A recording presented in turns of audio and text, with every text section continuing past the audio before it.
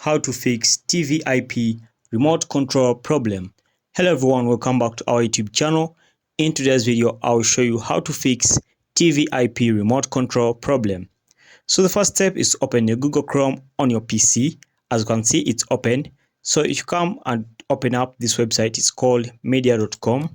As you can see, I already opened up this website. I'm just restoring the page. So the website is called media.com, and I'll be leaving a link to this website over here. All right, so this article is by Rins Pullmander. If you want, you can even follow her. She has 8 followers, and it was published on 22nd August 2023. So the article is how to fix TVIP remote control problem. All right, so this is just an introduction to TVIP boxes. All right, so the main solution is over here, how to fix TVIP remote issues or remote problem. So step number 1 is press settings, left side of S info button. So in the left side of S info button, the settings option is over here. You press it, and then also press recall, the left side of the 0 button. All right, so it's over here. Okay, so you also press it over there.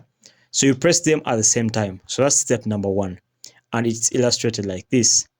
All right, step number 2 and the last step is point the remote to the box.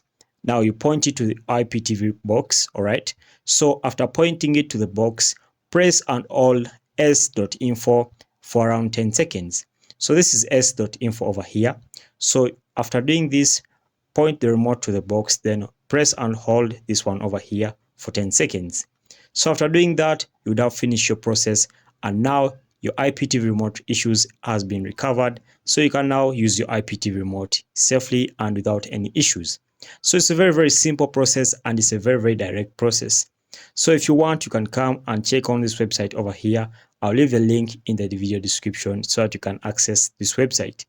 So that's it, guys. Make sure to like and subscribe to our YouTube channel. Until next time, we shall meet once again.